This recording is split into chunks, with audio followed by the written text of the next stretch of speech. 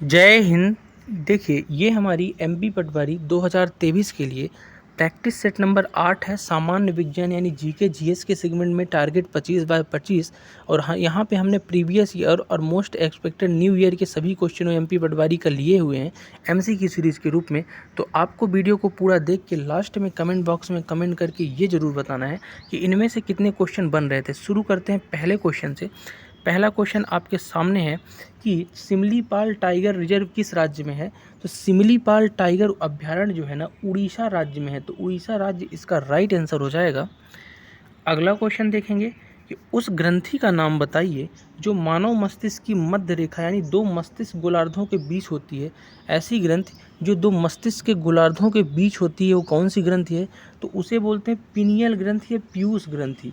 तो पीयूष ग्रंथि जो है मानव मस्तिष्क के मध्य रेखा पे होती है, या पिनियल ग्रंथि। पिट्यूटरी ग्लैंड भी बोलते हैं।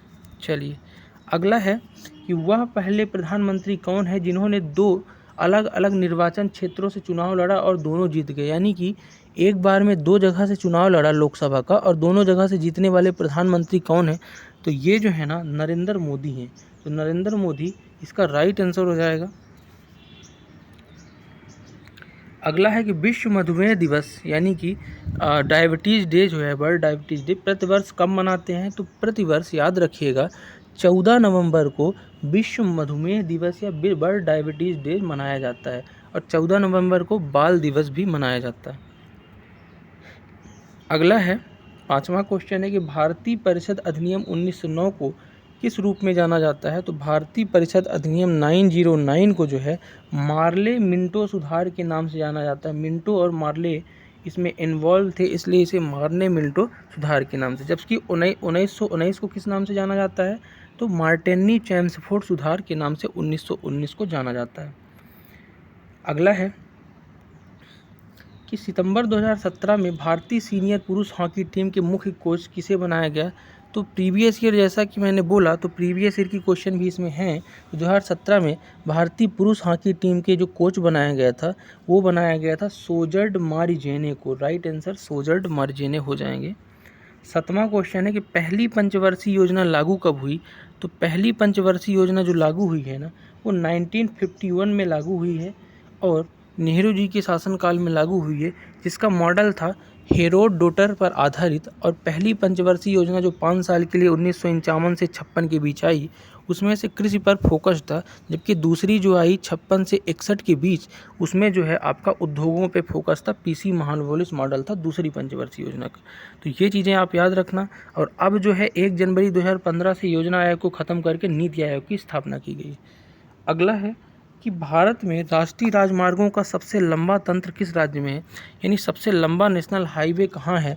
तो सबसे लंबा जो नेशनल हाईवे पड़ता है ना राज्य में, वो आपका पड़ता है उत्तर प्रदेश में। यानी उत्तर प्रदेश में नेशनल हाईवे का सबसे ज़्यादा एरिया पड़ जाता है। ठीक है, चलिए अगला क्वेश्चन देखेंगे कि भारत में आने वाली प्रस्तावित बुलेट ट्रेन से कितनी दूरी तय की जाएगी। यानी भारत में जो बुलेट ट्रेन है इससे कितनी दूरी तय की जाएगी?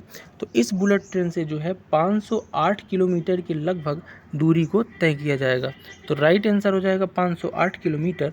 10वां क्वेश्चन है कि 8वां ब्रिक्स शिखर सम्मेलन 2016 आयोजित कहाँ हुआ है? तो 2016 का जो विश्व ब्रिक्स यानी ब्राज़ील, रसिया, इंडिया, साउथ अफ्रीका, चाइना का संगठन है, इसका शिखर सम्मेलन गोवा यानी भारत के गोवा में आयोजित किया गया था 2016 में। आपको कमेंट करके बताना है कि इस बार का हाल ही में जो ब्रिक्स शिखर सम्मेलन हुआ है, जिसको आपने शेरपा बैठक का नाम दिया है, वो किस राज्य की में आयोजित हुआ है और कौन अध्यक्षता किया है? कमेंट करके ज़रूर बताना अगर पता होगा तो।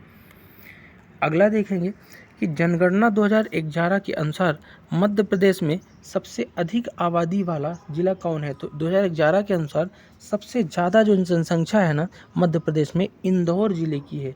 जबकि जबलपुर जो है सबसे साक्षर ज़िले के रूप में था। जबकि भोपाल जो है सबसे ज़्यादा जनसंख्या घनत्व था 2011 के अनुसार। अगला है कि जबलपुर में स्थित महत्वपूर्ण किला इनमें से कौन है? तो जबलपुर में स्थित इनमें से एक महत्वपूर्ण किला है आपका मदन महल किला। तो मदन महल किला जबलपुर का एक महत्वपूर्ण किला है। अगला क्वेश्चन है क्वेश्चन नंबर 13वां कि महेश्वर डॉट डॉट नदी के तट पर स्थित है। तो महेश्वर कहाँ पे स्थित है? तो महेश्वर जो है ये आपका नर्मदा नदी के तट पर स्थित है, तो इसका राइट आंसर हो जाएगा नर्मदा। 14वां नंबर क्वेश्चन है कि गुना में मल्हारगढ़ किले में स्थित बावरी यानी कदम कुआं का नाम बताइए। तो बावली जो है यानी कदम कुआं है मल्हारगढ़ गुणे में, उसका नाम क्या है गुना में? तो उसका नाम है दोयाला बावरी। तो दोयाला बावरी जो है ना मल्हारगढ़ गुना में स्थित एक बावरी है। अगला है कि दमोह जिले में कुंडलपुर किस धार्मिक संप्रदाय का तीर्थ है? तो दमोह जिले में जो कुंडलपुर है ना, तो कुंडलपुर जैन धर्म का एक धार्मिक संप्रदाय का तीर्थ है कुंडलपुर दमोह में। 16वां क्वेश्चन है कि दुग्धधारा और दुर्गधारा झरने कहाँ स्थित हैं? तो दुग्धधारा और दुर्गधारा जो झरनल हैं ये आपके अनूपपुर जिले में है। मध्य प्रदेश का अनूपपुर जिले में अमरकंटक के आसपास दुग्धधारा और दुग्धधारा हैं नर्मदा नदी के तट पर।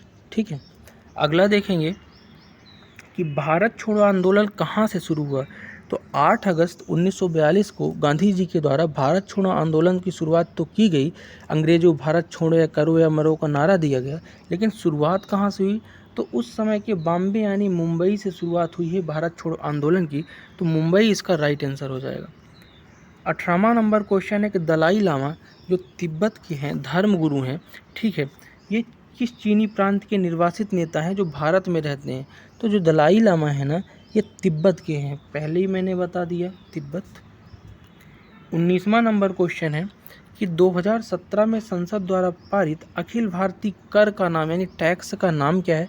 17 में जो संसद में 1 जुलाई 2017 को सभी को याद होगा तत्कालीन वित्त मंत्री अरुण जेटली जी के द्वारा पारित किया गया था जीएसटी यानी गुड्स एंड सर्विसेज टैक्स 1 जुलाई 2017 को, तो इसका राइट आंसर जीएसटी हो जाएगा। आज का लास्ट क्वेश्चन है कि निम्नलिखित में से कौन सा जिला नर्मदापुरम प्रभाग से संबंधित, प्रभाग या संभाग बोल सकते हो, तो नर्मदापुरम संभाग से संबंधित नहीं है। तो सीहोर जो है भोपाल संभाग में आता है, ना कि नर्मदापुरम में, जबकि होशंगाबाद बैतूल हरदा जो है नर्मदापुरम संभाग का हिस्सा है। तो ये थे टॉप 20 क्वेश्चन जीके जीएस के एमपी पटवारी प्रैक्टिस सेट नंबर 7 के। ये प्रैक्टिस सेट आपको कैसा लगा और आपके इनमें से 20 में से कितने क्वेश्चन बन रहे थे, कमेंट करके दोनों बातें ज़रूर बताइएगा। मिलते हैं नेक्स्ट वीडियो में, तब तक के लिए जय हिंद।